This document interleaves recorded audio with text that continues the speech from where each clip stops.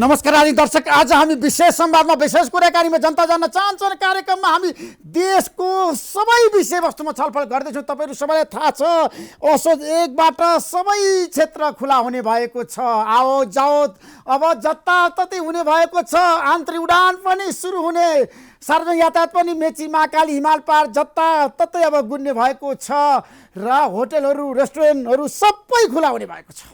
जनजीवन अब पुरानै अवस्थामा चैत्र 11 को अवस्थामा जाने भएको छ।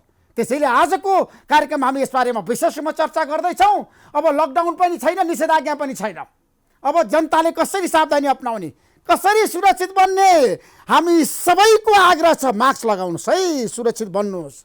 अब आफू र आफ्ना सबै साथीहरूलाई तपाईँले सुरक्षित राख्नुहोस् है, आफै पनि सुरक्षित बन्नुहोस्, मेरो आग्रह छ यहाँहरू सबैलाई। आजको कार्यक्रममा आज हामीसँग धेरै विषयवस्तु छन्, तपाईँहरू सबैलाई थाहा छ।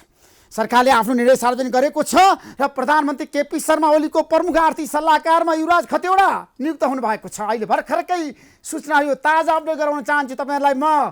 मन्त्री स्तरको सुविधा उहाँले प्राप्त गर्नुभएको छ र उहाँ शक्तिशाली आर्थिक सल्लाहकार प्रधानमन्त्री केपी शर्मा ओलीको बन्नुभएको छ। उहाँलाई हाम्रो बधाई छ, सफलताको शुभकामना छ युवराज खतिवडालाई।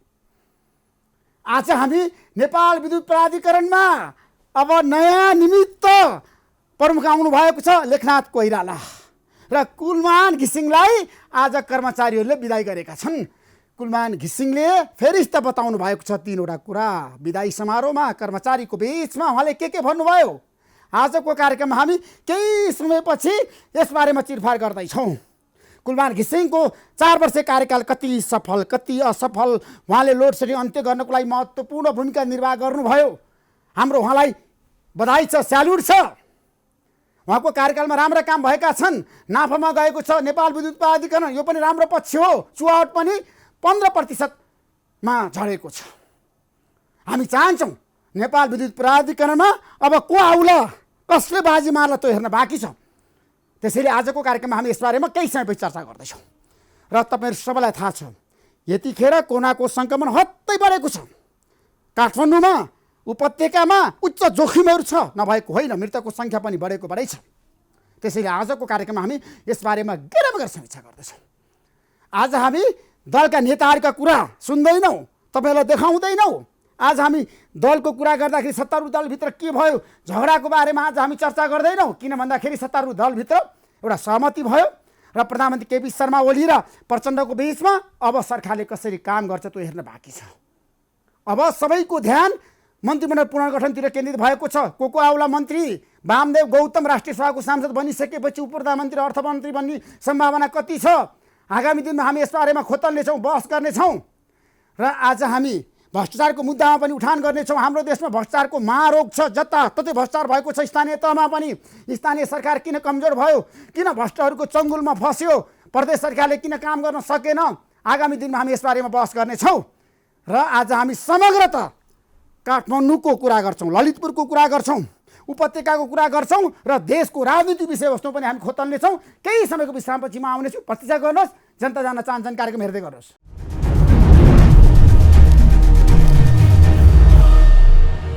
यतिखेर हाम्रो बिचमा ललितपुर महानगरपालिकाका मेयर साहब हुनुहुन्छ चिरीबाबु मर्जन। तपाईँलाई म जनता जान्न चाहन्छन् कार्यक्रम स्वागत गर्न चाहन्छु। मेयर साहब आएर हुन्छ? एकदम ठिक छ, धन्यवाद। कोरोनाको सङ्क्रमण तपाईँलाई अहिलेसम्म भएन? अहिलेसम्म भएन, भोलिको थाहा छैन। कति पटक तपाईँले PCR टेस्ट गराउनु भयो? मैले 4 पटक। 4 पटक किन गराउनु मेयर साहब? शङ्का लागेपछि गर्नै पर्ने हुन्छ। अब फेरि मेरो जस्तो मान्छेले चाहिँ PCR नगराइकन अरूलाई सङ्क्रमण सार्यो भन्दाखेरि त झनै नराम्रो मेसेज जान्छ। तसर्थ अरूकै निमित्त पनि मैले गर्नुपर्ने होइन। अरूको निमित्त तपाईँले 4 पटक गर्नुभयो तर जनताले 1 पटक पनि गर्न पाएका छैन नि मेयर साहब। अब जनता जान्न चाहन्छ। अब यसमा चाहिँ खासै कुरा के त भन्दाखेरि अब मैले चाहिँ धेरै जसो मेरो चाहिँ जनसम्पर्क एकदमै प्रचुर मात्रामा छ। अब जनसम्पर्क गर्दै जाँदाखेरिको अवस्थामा पछि समाचार आउँछ, खबर आउँछ कि मेयर साहब तपाईँले भेट्नुभएको फलानु मान्छे त सङ्क्रमित भयो नि त। उदाहरणको लागि चाहिँ अस्ति हाम्रो काठमाडौँ महानगरको मेयर साहब, उहाँसँग हामी एउटा बैठक बसेका थियौँ रक्षा मन्त्रालयमा, अनि सँगै बसेर फोटो पनि खिच्यौँ। त्यसपछि भोलिपल्ट उहाँले सङ्क्रमित भयो भन्नासाथ हामी तर्स्यौँ। त्यसपछि फेरि हामीले चाहिँ PCR गर्नु पर्यो, गरेँ। PCR गर्नुभयो, तपाईँलाई देखेन छैन। तपाईँ ढुक्क हुनुहुन्छ अहिलेसम्म तपाईँलाई कोरोनाबाट डर लागेको छैन छैन तर धेरै मान्छे डराएका छन् नि कोरोनाबाट किन अब यसको जुन प्रोटोकल छ त्यो प्रोटोकललाई चाहिँ हामीले अक्षरशः पालना गऱ्यौँ भने मलाई जहाँसम्म लाग्छ त्यति डराउनु पर्दैन। अब वास्तव्यस्त नगरिकन अलि हेलचेक्राइ गरेर हिँड्ने हो भनेदेखि त अन्य रोगले पनि त समातिहाल्छ नि। अब हाम्रो देशमा तपाईँलाई थाहा छ कोरोनाको सङ्क्रमणको कुरा गर्दाखेरि लकडाउनको कुरा गर्दाखेरि निषेधाज्ञाको कुरा 6 महिना बन्दीमा रह्यो देश, तर तपाईँहरूले जनताको प्रतिनिधिले केही पनि गर्न सक्नु भएन नि। होइन हामीले गऱ्यौँ। श्रीबाबु मर्चनजी के गर्नुभयो तपाईँले? ल तपाईँ सुन्नुहोस्, ललितपुर महानगरपालिका त्यहाँको मेयर भएको नाताले मैले अन्यत्रको कुरा गर्दिनँ। ललितपुर महानगरपालिकाको कुरा गर्दाखेरि ललितपुर महानगरपालिकाले यो कोरोनाको सन्दर्भमा हामीले यसको बस्ने उपायहरूको सन्दर्भमा झ्याली पितायौँ, अर्थात् हामीले चाहिँ माइकिङ थुप्रो गरायौँ। त्यसपछि हामीले यसको निमित्त चाहिने किसिमको व्यवस्थापन भन्दाखेरि हामीले मास्क उत्पादन गऱ्यौँ, स्यानिटाइजर बनायौँ है, अनि यो चाहिँ हामीले जनता जनार्दनमा चाहिँ वितरण गऱ्यौँ, बाँड्यौँ। वितरण गर्नुभयो? अब सुरुमा चाहिँ हामीले मास्कको पैसा लिनुभयो कि लिनु भएन जान्न चाहन्छन्? हजुर, मास्कको चाहिँ सुरुमा 16 रुपियाँको हाम्रो कस्ट प्राइस थियो, त्यो भनेको ब्रेक इभन प्राइस हो। तसर्थ हामीले चाहिँ 10 रुपियाँ चाहिँ हामीले 17 रुपियाँ थियो, 10 रुपियाँ चाहिँ नगरपालिकाको तर्फबाट चाहिँ त्यसमा चाहिँ कम्पेन्सेट गरेर 7 रुपियाँमा चाहिँ दिने भन्ने चाहिँ हाम्रो निर्णय थियो। तर 2-3 जना वडा अध्यक्षज्यूहरूले चाहिँ आफ्नो आफ्नो वडामा सित्तैमा दिनुभयो, दिएपछि बाँकी अध्यक्षहरूलाई त अप्ठ्यारो पर्यो। त्यसपछि त्यो कुरा निस्किएपछि अनि हामी सबैलाई नै सित्तैमा दियौँ। कुरा यो सित्तैमा दिनुभयो? हजुर। अनि मास्क वितरण गर्नुभयो? हजुर। सेनिटाइजर वितरण गर्नुभयो? काठमाडौँ महानगरपालिका र ललितपुर महानगरपालिकाको बिचमा सहकार्य छ, राम्रो सम्बन्ध छ। काठमाडौँ महानगरपालिका र ललितपुर महानगरपालिकामा यो सन्दर्भमा चाहिँ हाम्रो महानगरपालिका स्तरीय सहकार्य छैन। तर काठमाडौँ भ्याली मेयर्स फोरममा उहाँ अध्यक्ष हुनुहुन्छ, काठमाडौँ भ्यालीका मेयर विद्यासुन्दर साक्य, म चाहिँ उपाध्यक्ष छु। तपाईँ उपाध्यक्ष? मेयर्स फोरमको सन्दर्भमा चाहिँ हामीले निर्णय गर्दाखेरि त्यो विषयमा चाहिँ हाम्रो सहकार्य चाहिँ एकदम व्यापक छ। होइन, मेयर फोरमले के गरिरहेको छ? केही पनि गरेर देख्दिनँ म, गतिविधि सुतेर बसे जस्तो देख्छु। त्यसो त नभनौँ, किनभने काठमाडौँ भ्याली मेयर्स फोरमले चाहिँ जे जति कामहरू गर्यो त्यो सन्दर्भमा चाहिँ होला तपाईँको भनाइमा चाहिँ अलिकति कमजोरी देखा परेको होला। तर हामी नै हौँ जसले कि गृहमन्त्रीको अध्यक्षतामा गृह मन्त्रालयमा एउटा ठुलो बैठक बसेको थियो, त्यहाँ चाहिँ हामीले निश्चित तौरले हामी काठमाडौँ भ्यालीका सबै मेयरहरूले चाहिँ काठमाडौँ भ्यालीको यो स्थानीय तहहरूले एकदम राम्रोसँग काम गरिरहेका थियौँ तत्क्षणसम्म, त्यो भनेको जेठको 24 गतेसम्म। तर त्यसपछि नेपाल सरकारले 44वटा उद्योग कल कारखाना खोल्न दिने भन्यो, निर्णय गरेर खोल्यो र त्यो खोल्दाखेरिको अवस्थामा 1/3 कर्मचारीलाई चाहिँ अफिस आउन दिने र 1/4 गाडीलाई पनि चल्न दिने भन्ने कुरा चाहिँ निर्णय गर्यो। र त्यो निर्णय पश्चात चाहिँ काठमाडौँ भ्यालीमा चाहिँ बाहिरबाट छिर्ने मान्छेहरूको चाहिँ लड्को लाग्यो र त्यही अवस्थामा तपाईँहरूको कमजोरी होइन, हाम्रो कमजोरी होइन, गर्न सक्नु भएन। होइन, नाकामा कन्ट्रोल उठान भएका छन्, होइन, नाकामा कन्ट्रोल गर्नको निमित्त हामीले नेपाल सरकारलाई चाहिँ यति दमदार रूपमा अनुरोध गऱ्यौँ कि, तर त्यो बेलामा नेपाल सरकारले चाहिँ गृह मन्त्रालयकै पास लिएर आएका मान्छेहरूमध्येमा चाहिँ 3 जना सङ्क्रमित हुनुहुन्थ्यो। त्यसपछि हाम्रो शान्त तलवमा चाहिँ ढुङ्गा हाने बराबर भयो। त्यसपछि हामीले चाहिँ थ्रेट गर्यौँ नेपाल सरकारलाई, यदि अब उपरान्त पनि नेपाल सरकारले चाहिँ यही रफ्तारमा जाने हो भने हामी काठमाडौँ भ्याली मेयर्स फोरमले चाहिँ हात छोड्छौँ, त्यसपछि तपाईँहरू गर्नुहोस् भनेर हामीले भनेपछि त्यसपछि बल्ल कराई गरेको हो। कराई गर्नुभयो, तर परिणाम आएन। परिणाम शून्य छ, किनभने महामारीका धेरै सङ्केतहरू देखिएको छ, उच्च जोखिममा छ काठमाडौँ उपत्यका अनि समुदायमा गइसके कोरोना। होइन, त्यो चाहिँ हाम्रो नियन्त्रणको लागि तपाईँले गरेको कामहरू फेरि त बताउनुहोस्। होइन, त्यो चाहिँ हो, समुदायमा गइसकेपछि त्यसलाई चाहिँ कन्ट्रोल गर्न महाभारत भइरहेछ अहिलेको वर्तमान अवस्थामा। अब म चाहिँ यो विषयमा चाहिँ अब म मेरो महानगरपालिकामा फर्किन्छु। तपाईँको महानगरपालिका के भयो आज? सुन्नुहोस्, हामीले वैशाखको 22 गतेदेखि ललितपुर महानगरपालिकामा चाहिँ क्वारेन्टाइनको व्यवस्थापन गऱ्यौँ।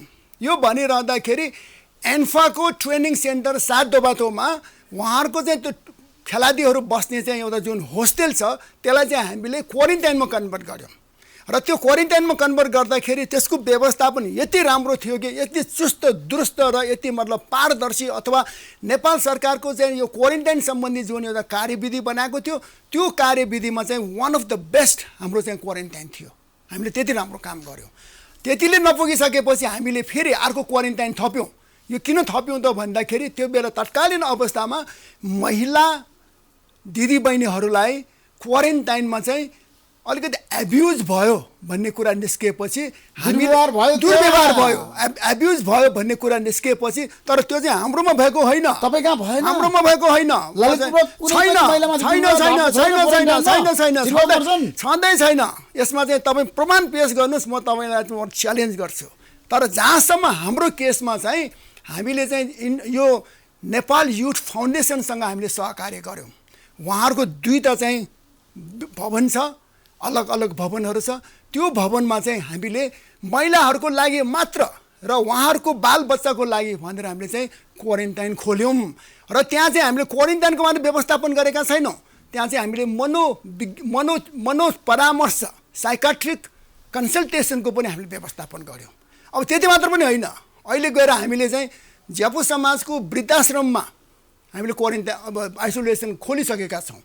हालांकि त्यहाँ चाहिँ हालसालै मात्रै भएको कारणले अहिले त्यहाँ चाहिँ अक्युपेन्सी चाहिँ भइसकेको छैन र त्यहाँ चाहिँ 110 बेडिङ क्यापेसिटीको छ र अहिले चाहिँ हामीले 28 बेडिङको चाहिँ कार्यारम्भ गरिसकेका छौँ। अस्पताल बन्यो ललितपुरमा? छैन त्यो बनेको होइन। कोभिड अस्पताल ललितपुरलाई चाहिएको छैन। म भन्छु सुन्नुहोस्, मैले भन्दाखेरि चाहिँ मैले काठमाडौँ ललितपुर महानगरपालिकाको मात्रै कुरा गर्नुपर्छ, अन्यत्र छिमेकी नगरपालिका छिमेकी गाउँपालिकाहरूको मैले कुरा गर्नु हुँदैन। यो उहाँहरूको कार्यक्षेत्रमा चाहिँ हस्तक्षेप गरेको ठहरिन्छ। तर मैले भन्नुपर्दाखेरि चाहिँ हाम्रो ललितपुर महानगर क्षेत्रभित्रमा पाटन हस्पिटल छ। पाटन हस्पिटल भनेको चाहिँ कोभिड हस्पिटलको चाहिँ नेपालको सबैभन्दा अच्छा हस्पिटल हो, हब हस्पिटल हो। यसको अन्तर्गत थुप्रै सेटेलाइट हस्पिटलहरू पनि चलेका छन्। तसर्थ हाम्रोमा चाहिँ त्यो कोभिड हस्पिटल पाटन हस्पिटल भएको कारणले गर्दाखेरि हामीलाई चाहिँ फेरि अलग्गै खोलिराख्नुपर्ने धेरै छ नि ललितपुरमा? छैनन्, अन्यहरू पनि छन्, नभएको होइन। तर पाटन हस्पिटलले चाहिँ मैले उहाँहरूसँग चाहिँ बेला मौकामा म भलाकुसारी गर्छु र उहाँले मलाई के आश्वस्त पार्नु भएको छ भने पाटन हस्पिटल चाहिएको अवस्थामा हामी चाहिँ गाइना र चिल्ड्रेन वार्ड यो दुईवटा चलाउँछौँ। अरू सबैलाई चाहिँ हामी चाहिँ कोभिडमा कन्भर्ट गर्छौँ। यो गर्दाखेरि हामी कहाँ चाहिँ 450 बेडिङ क्यापेसिटी हुन्छ भनेर उहाँले भन्नुभएको छ। तसर्थ हामीले पनि उहाँहरूलाई चाहिँ सक्दो सहयोग पनि गरिरहेको छ। कुनै पनि बिरामीलाई उपचारको अभाव छैन ललितपुरमा अहिलेसम्म छैन। अस्पतालहरू चाहिएको छैन, थप चाहिएको छैन। अनि भेन्टिलेटर आइसियु भेन्टिलेटर र आइसियुको सन्दर्भमा चाहिँ हस्पिटलहरू अहिलेसम्ममा चाहिँ ललितपुर महानगर क्षेत्रमा भेन्टिलेटर र आइसियुको अभाव भएको कारणले मृत्युवरण गर्यो भन्ने चाहिँ तपाईँले समाचार सुन्नु परेको छैन। अहिलेसम्म एकजनाको पनि मृत्यु भएको छैन ललितपुर महानगरपालिकामा? होइन, 9 जना चाहिँ बित्नु भयो। अनि तर त्यो उहाँहरू 9 जना बितेको अवस्थामा पनि भेन्टिलेटर र आइसियुको अभावमा बितेको होइन।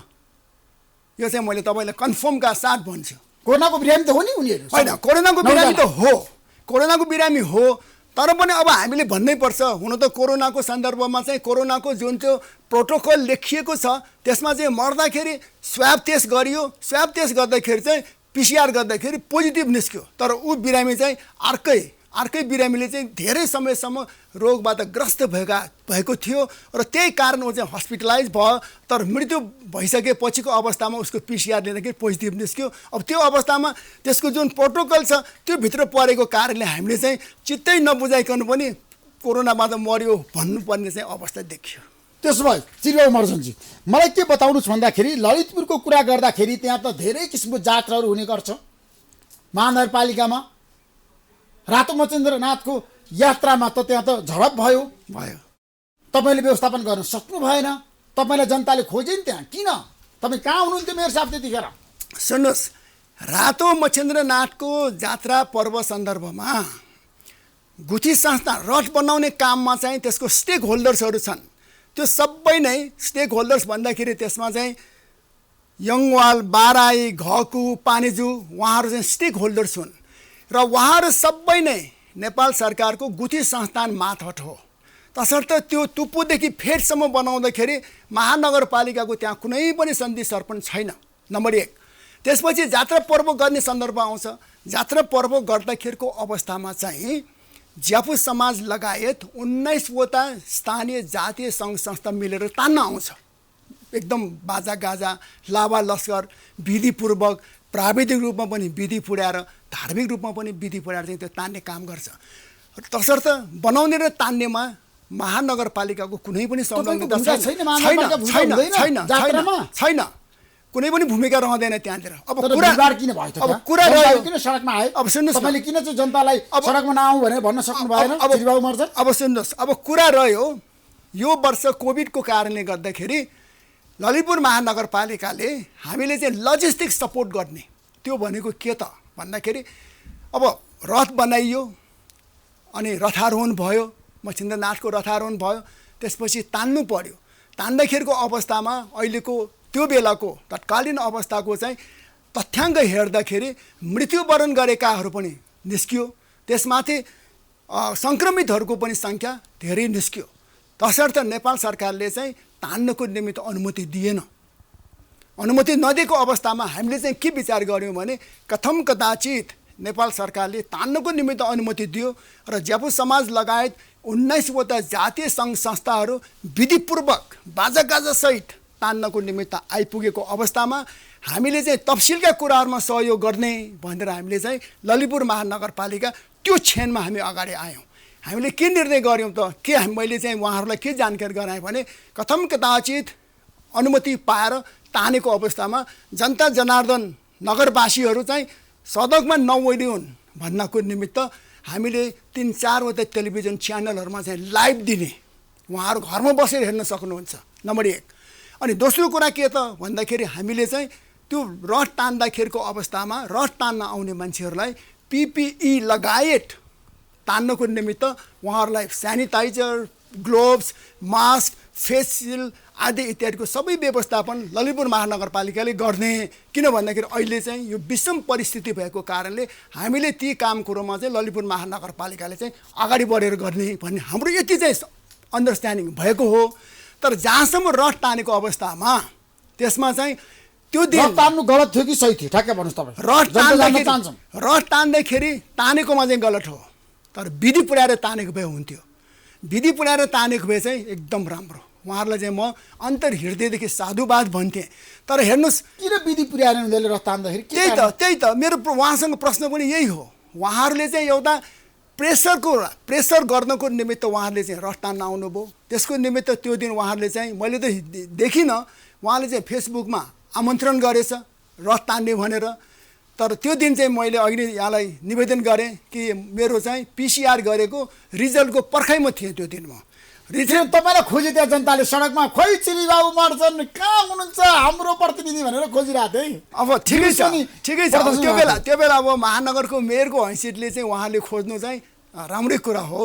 तर त्यो बेला तान्दाखेरिको अवस्थामा मैले यहाँलाई निवेदन गर्न खोजेको कुरा के त भन्दाखेरि त्यो 60 फिट अग्लो रथ, त्यसपछि 60 टनको वजन भएको लगभग 60 फिट लामो रथ, र जुन रथ बनाउँदाखेरि तपाईँले त किला ठोक्न पाइँदैन, एउटा ढलान तारले बेड्न पाइँदैन, बेड बाँसले कसिएर त्यसको चाहिँ चुकुल भन्छ नि, वेज, त्यसले चाहिँ एक आपसमा तानेर बनाइएको रथलाई चाहिँ तान्दाखेरि कमसेकम त्यहाँ चाहिँ त्यो रथ तानेको अवस्थामा रोक्नको निमित्त ब्रेक लाउनुपर्छ नि।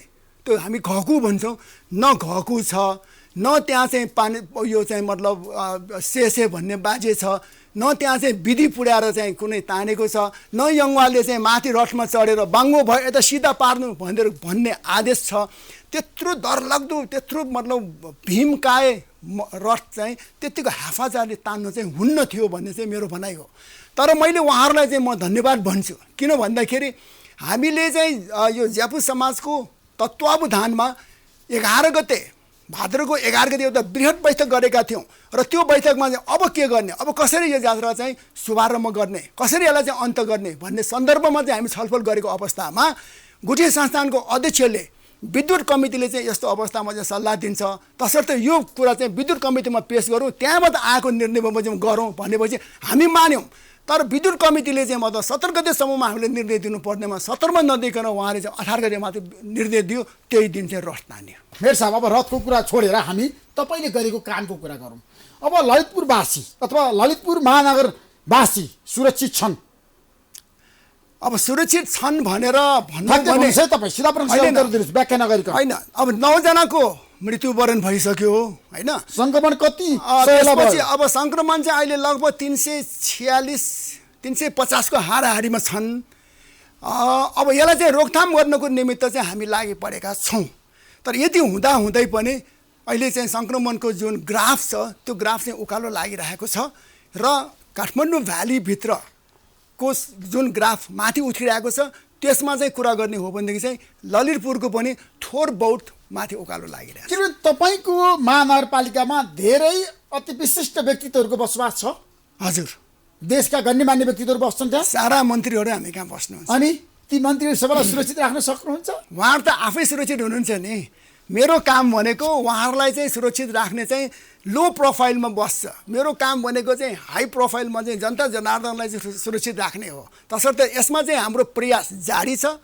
यसमा हामी कुनै पनि किसिमको कमी कमजोर गर्न दिन्नौँ। अब यति गर्दै पनि अब अहिलेको सङ्क्रमणको सङ्ख्या बढ्छ भने हामीले अहिले गरिआएको काममा चाहिँ हामी स्ट्रेन्थनिङ गर्छौँ, त्यसको चाहिँ स्तर अभिवृद्धि गर्छौँ, त्यो रोक्नको निमित्त। तर जनताका धेरै प्रश्न छन् मेयर साहब। आज जनताले खाना पाएनन्, तपाईँहरू सबै सुतेर बस्नुभयो, सडकमा जनताले मागिरहेछन्, तपाईँले केही दिनु भएन त्यहाँ। त्यो मिलेन। किन मिलेन? सुन्नुहोस्, तपाईँलाई म देखाउँछु नि त तथ्याङ्कहरू। तपाईँले हेर्नुभयो खुला मञ्चको कुरा? होइन होइन, मलाई तपाईँले अन्यत्रको स्थानीय तहको उदाहरण नदिनुहोस्। होइन, समग्र रूपमा हेर्नु परेको नि। अब तपाईँले त्यो भन्दाखेरि मैले काठमाडौँ भ्याली मेयर्स फोरमको उपाध्यक्षको हैसियतले मैले त्यसलाई चाहिँ केही हदसम्म मैले त्यो ग्रहण गर्नुपर्छ। तर मेरो तपाईँको सोधनीको जवाफको सन्दर्भ पर्दाखेरि मैले ललितपुर महानगरपालिकाको मेयरको हैसियतले भन्दाखेरि तपाईँ मलाई देखाउनुहोस् ललितपुर महानगर क्षेत्रमा कुन चाहिँ ठाउँमा कता कहिले कतिजना मान्छे चाहिँ खाना नपाएर मरेको छ र कतिजना मान्छे चाहिँ सबै मान्छेले खाना पाछन् त्यहाँ? हेर्नुहोस्, कोही पनि बस्न परेको छैन। अब त्यो छँदै छैन भनेर भनौँ भने मसँग त्यसको ठ्याक्कै तथ्याङ्क छैन। तर हामीले त्यसको व्यवस्थापन चाहिँ गरेका छौँ। हामीले नगरवासीको लागि मात्र व्यवस्थापन गरेका होइनौँ। हामीले चाहिँ ललितपुर महानगर क्षेत्रभित्रको सामुदायिक कुकुरदेखि लिएर बाँदर परेवासम्मलाई हामीले खाना खुवायौँ। भनेपछि अब तपाईँ विचार गर्नुहोस् त, बाँदर सामुदायिक कुकुर परेवासम्मलाई चाहिँ खाना खुवाउने नगरपालिकाले कुकुरलाई खुवाउनुभयो, परेवालाई खुवाउनुभयो, जनतालाई खुवाउन सक्नु भएन क्या? जनताले मागेर खाना पर्यो। होइन, जनताले नखुवाएको भन्ने कुरा चाहिँ पीडा छ।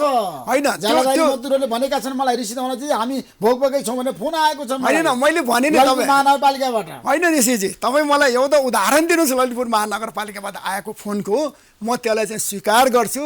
होइन भनेदेखि ललितपुर महानगरपालिका हामीले नेपाल सरकारले चैत्रको 11 गतेदेखि लकडाउन गरेको अवस्थामा हामीले लगभग चैत्रको चाहिँ 18-19 गतेतिर हामीले तथ्याङ्क सङ्कलन गरेर लगभग हामी कहाँ 79,000 घर दैलाहरू छन्, हाउस होल्डहरू छन्।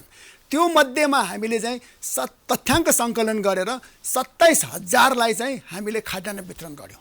त्यो बेला त्यो खाद्यान्न वितरण गर्दाखेरिको अवस्थामा पनि हामीले एउटा एकदम पारदर्शी तवरले हामीले व्यवस्थापन गऱ्यौँ। त्यो भनेको चाहिँ हामीले त्यो बेलाको हामीले जति सामान हामीले खाद्यान्न वितरण गऱ्यौँ त्यो चाहिँ हामीले G2G खरिद गऱ्यौँ, गभर्मेन्ट खरिद गऱ्यौँ। हामीले साल ट्रेडिङमा चाहिँ अर्डर प्लेस गऱ्यौँ। साल ट्रेडिङले चाहिँ वरवरमा त्यसको चाहिँ डिस्ट्रिब्युसन गर्नुभयो। त्यसपछि हामीले राम्रोसँग एकदमै सुशासित तवरले चाहिँ सबैलाई वितरण गर्यो। तर त्यो लिनेहरू समस्यामा छ नि त, धेरै समस्यामा छन्। होइन, अब महँगी बढ्नु यो भनेको चाहिँ अलिकति व्यापारीहरूको सेल्फिसनेस हो। जब त्यहाँ चाहिँ मतलब अलिकति सप्लाई कम हुन्छ, जब त्यहाँ अप्ठ्यारा अवस्थाहरू परिरहेको हुन्छ, त्यो बेला चाहिँ अलिकति उनीहरूले चाहिँ फाइदा लिन खोज्दो रहेछ। तर यो अवस्थामा पनि महानगरपालिकाको तर्फबाट स्थानीय सरकारको तर्फबाट हामीले अनुगमन गरेका छौँ।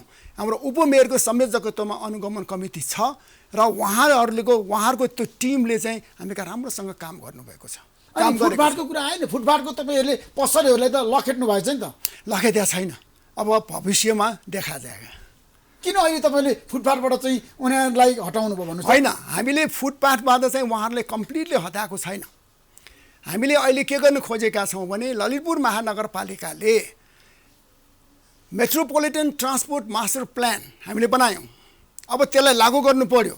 लागू गर्नको निमित्त हामीले 50 जना नगर प्रहरी हालसालै हामीले रिक्रुट गऱ्यौँ। त्यसपछि तपाईहरुको सारै नै मतलब famous traffic personality traffic officer Sitaram हाच्छेथुलाई चाहिँ हामीले ट्राफिकको ललितपुर महानगरपालिकाको नगर प्रहरीको चिफमा चाहिँ हालसालै हामीले उहाँलाई नियुक्ति गऱ्यौँ। त्यसपछि अब उहाँको कमान्डमा अहिले काम चाहिँ अगाडि बढेको छ।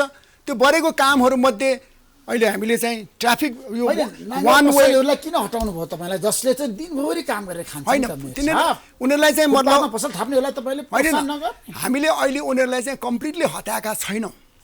हामीले हटाएको भनेको चाहिँ त्यस्तो व्यक्तिहरूलाई हामीले हटाएका छौँ जो व्यक्तिहरूले चाहिँ त्यहाँको चाहिँ ट्राफिक फ्लोलाई चाहिँ डिस्टर्ब हुने गरिकन ठेला गाएर पसल राखिएको छ, उहाँहरूलाई चाहिँ हामीले हटाएका छौँ। अरूलाई चाहिँ हामीले धेरै अहिले हटाएका छैनौँ। सम्भवतः दसैँपछि हटाउँछौँ। त्यसो भए जाँदा एउटा निष्कर्षमा पुग्नु आज हामी। हजुर, तपाईँको कार्यकालमा 3 वर्ष कार्यकालमा तपाईँ सफल मेयर हो? मैले आफैलाई कसरी सफल भन्ने त्यो मूल्याङ्कन गर्ने अधिकार चाहिँ म तपाईँलाई दिन्छु। तपाईँले चाहिँ कुन चाहिँ मेजरिङ रड तपाईँ प्रयोग गरेर मलाई सफल या असफल भन्नुहुन्छ त्यो चाहिँ that is up to you. तर मैले गरेको काममा चाहिँ म आफैले सफल भएँ भन्न चाहिँ अलिकति अप्ठ्यारो पर्छ। तर धेरै काम गर्नुभयो तपाईँले आफ्नो कार्यकालमा, काम चाहिँ गरे। ड्रास्टिक चेन्ज गर्नु भएन ललितपुर महानगरपालिका? ड्रास्टिक चेन्जै पनि नभनौँ, अझ समय बोलेको कुरा पुरा गर्नु भएको छ।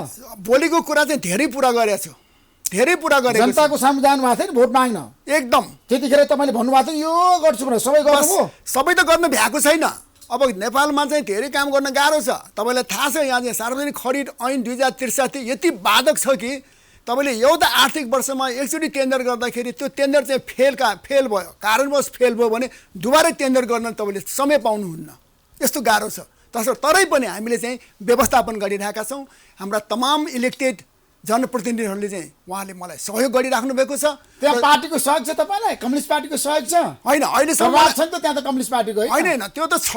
त्यो त अब मैले तपाईँलाई भन्ने अल्पमत हुनुहुन्छ होला? म त एकदमै ज्यादै अल्पमतमा छु। अब जम्मा हामी कहाँ 39 जना भएको, 39 जना हाम्रो कार्यपालिकामा सदस्यहरू छन्।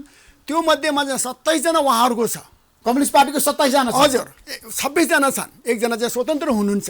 त्यसपछि मेरो त 12 जना मात्रै छ। म उपमेयर लगायत हामी 12 जना मात्रै छौँ। यो हेर्दाखेरि त मैले केही पनि काम गर्न नपाउनु पर्ने हो नि त।